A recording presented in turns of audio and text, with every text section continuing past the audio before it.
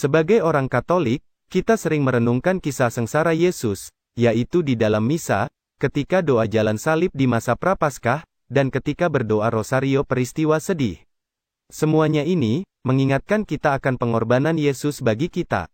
Sebenarnya, kita punya satu devosi lagi, yang mungkin masih kurang banyak dikenal, yaitu devosi kelima luka-luka kudus Yesus, yang bertujuan, supaya kita dapat lebih menghayati pengorbanan Yesus untuk menebus dosa kita. 5 luka-luka kudus Yesus, merupakan luka yang paling utama, dari semua luka-luka yang dialami Yesus. Dan adalah, luka di tangan kanan, luka di tangan kiri, luka di kaki kanan, luka di kaki kiri, luka di lambung. Ia merupakan sebuah misteri, mengapa Kristus mempertahankan 5 luka suci ini, setelah kebangkitan. Kepada Rasul Thomas, ia berkata, "Taruhlah jarimu di sini, dan lihatlah tanganku, ulurkanlah tanganmu, dan cucukkan ke dalam lambungku. Dan jangan engkau tidak percaya lagi, melainkan percayalah." Kemudian Thomas menjawab dia, dan berkata, "Ya Tuhanku dan Allahku." Yohanes 20 ayat 27-28. Santo Thomas Aquinas, dalam karyanya, Summa Theologica, memberikan 5 alasan mendasar, mengapa Kristus mempertahankan 5 luka ini, dalam tubuhnya yang mulia setelah kebangkitan.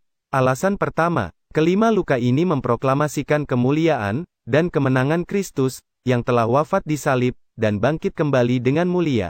Alasan kedua, untuk meneguhkan para muridnya, dalam iman dan harapan akan kebangkitan, dan memberi mereka keberanian, untuk menderita demi namanya. Alasan ketiga, agar tetap menghadirkan luka-luka itu, kepada Bapa di surga, untuk memohon demi keselamatan kita. Alasan keempat, untuk mengesankan mereka yang telah ia tebus, melalui kematiannya, betapa dengan penuh kasih ia datang, menolong mereka dengan menempatkan luka-lukanya di hadapan mereka. Ia tahu bahwa, rasa syukur yang besar akan menguatkan kita, dalam rasa takut akan Tuhan, dan melindungi kita dari dosa.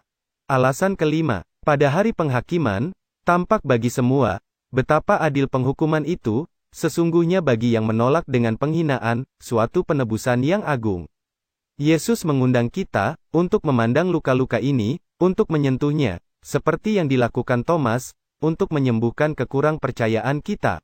Di atas semua itu, ia mengundang kita untuk masuk ke dalam misteri luka-luka ini, yang adalah misteri kasih-Nya yang penuh kerahiman. Tetapi ia dilukai karena dosa-dosa kita, dan didera karena kejahatan kita. Ia dihukum, supaya kita diselamatkan, karena bilur-bilurnya kita disembuhkan. Yesaya 53 ayat 5.